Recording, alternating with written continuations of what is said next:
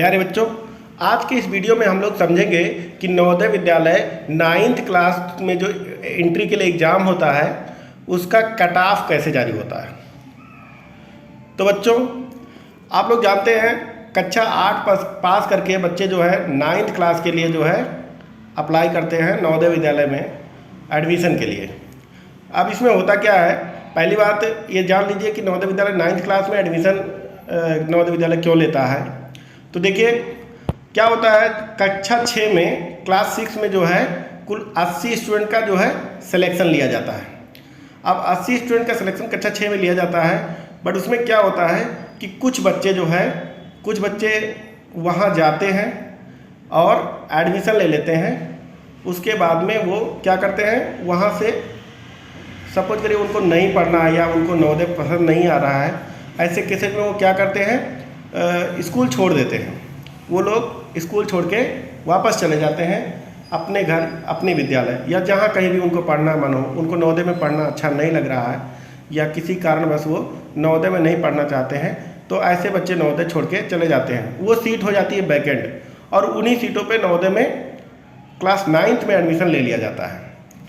तो अब देख लीजिए, अगर जो है सपोज करिए 80 स्टूडेंट का जो है सिलेक्शन होना था कक्षा 6 में और 80 में से यहाँ पे आए 80 स्टूडेंट का जो मेरिट लिस्ट जारी की गई, उसमें से सपोज करिए 78 स्टूडेंट ने एडमिशन लिया और 2 स्टूडेंट ने एडमिशन नहीं लिया। अब ये जो 2 स्टूडेंट एडमिशन नहीं लिए हैं, ये सीट वैकेंट नहीं जाएगी।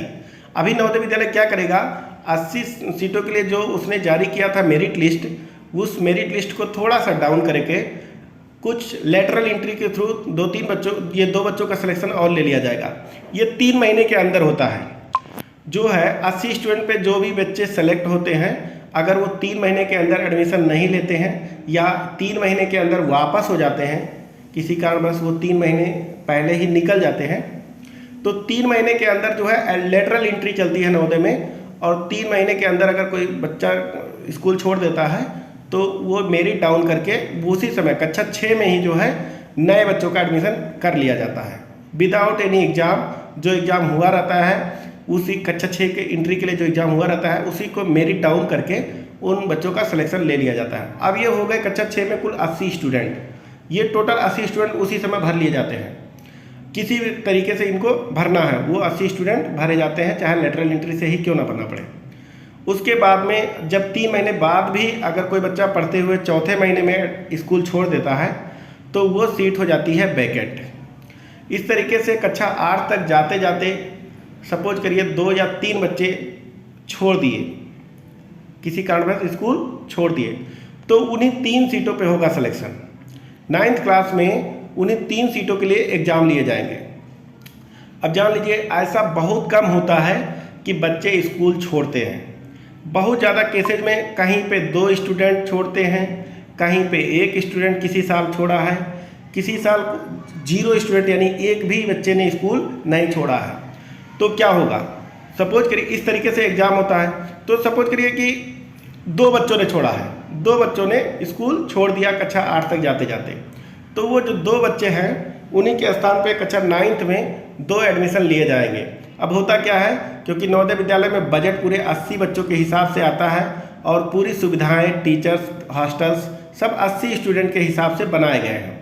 तो नवोदय विद्यालय चाहता है कि उसका जो बजट है या जो उसकी फैसिलिटीज़ या जो भी सुविधाएं हैं वो वेस्ट या बर्बाद ना जाए। इसकी वजह से वो 9th क्लास में 2 स्टूडेंट का एडमिशन ले लेगा जो कि सीट खाली करके चले गए हैं।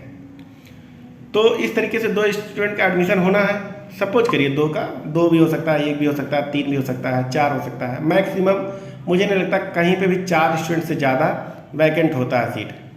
तो ऐसे में क्या होगा कि ये जो 2 स्टूडेंट हैं, अगर 2 में से 1 गर्ल्स है और 1 बॉय है, तो गर्ल्स वाली सीट पे गर्ल्स आएगी, बॉयज़ वाली सीट पे बॉय जाएगा। अगर दोनों बॉयज़ की सीट खाली हुई है तो 2 बॉयज़ के ही भरे जाएंगे, वहाँ पे गर्ल्स नहीं आएगी। ऐसे में क्या होता है, अब ये 2 सीट है, 2 सीट के लिए एग्ज़ाम होना है। अब 2 सीट के लिए सपोज करो 1000 बच्चों ने एग्ज़ाम दिया, तो इसमें मेरिट कैसे बनेगी। अब इसमें कोई कट ऑफ कैसे बता सकता है कि कितना कट ऑफ जाएगा। क्योंकि 2000 स्टूडेंट ने एग्ज़ाम दिया है, 2 स्टूडेंट का सिलेक्शन होना है। इसमें किसी भी प्रकार का और कोई मतलब कैटेगरी या आरक्षण नहीं चलता है। ये 2 बच्चे सेलेक्ट होंगे, वही होंगे जो टॉप मेरिट वाले होंगे, टॉप मेरिट। अब वो टॉप मेरिट क्या हो सकती है, कोई कैसे बता सकता है? कोई कहेगा 98%, 99%, क्या हो सकती है? कोई बहुत अच्छे बच्चे होते हैं जो सेलेक्ट होते हैं। हमने देखा है नवोदय में रहते हुए कि ये जो 2 बच्चे या 3 बच्चे लेटरल एंट्री के थ्रू कक्षा 9th में आते हैं, इन बच्चों का जो टैलेंट लेवल होता है वो नवोदय विद्यालय में पढ़ रहे बच्चों के बराबर होता है। यानी उनके साथ के जो बच्चे 8 पढ़ के नवोदय में 8 में पढ़े हुए हैं और 9th में जाएंगे, और जो 9th में लेटरल एंट्री के थ्रू जो बच्चा आता है उनका लेवल देखेंगे तो उन लेवल बराबर होता है। कहीं ना कहीं जो है जो लेटरल एंट्री के थ्रू बच्चे आते हैं उनका लेवल थोड़ा हाई ही होता है, यानी वो पढ़ने में कुछ ज़्यादा ही अच्छे होते हैं, इवन नवोदय वाले बच्चों से भी अच्छे होते हैं। तो ये जान लीजिए कि जो एडमिशन होगा वो काफ़ी अच्छे स्टूडेंट का होगा। बाकी इसमें कोई कट ऑफ मैं नहीं बता सकता कि कितना आएगा, क्योंकि कट ऑफ कहीं पे एक एडमिशन होना है, कहीं पे 2 एडमिशन होना है, तो उसमें कट ऑफ क्या हो सकती है? कोई हर साल तो जो है मतलब एग्ज़ाम होता नहीं है कि मतलब सपोज करिए कहीं पे सीट खाली नहीं है जिस साल, उस साल एग्ज़ाम नहीं होगा। तो नवोदय विद्यालय क्या करता है, फॉर्म भरने से पहले ही जो है एक लिस्ट जारी करता है कि कौन से नवोदय में कितनी सीटें खाली हैं और उसमें कितनी गर्ल्स की हैं, कितनी बॉयज़ की हैं। उसी हिसाब से वहाँ पे फॉर्म अप्लाई किए जाते हैं। तो हमने ज़्यादातर देखा है कि लोग जब फॉर्म अप्लाई करते हैं तो ये ध्यान नहीं देते हैं कि कितनी सीटें हैं, उनको तो बस फॉर्म भरना है और उनको लगता है कि 9th क्लास में एडमिशन लेना है। पर 9th क्लास में इतनी कम सीटें होती हैं कि वहाँ पे आप कट ऑफ जैसा कुछ नहीं बता सकते हैं।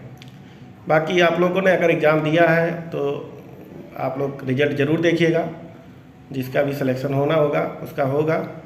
सभी को शुभकामनाएं।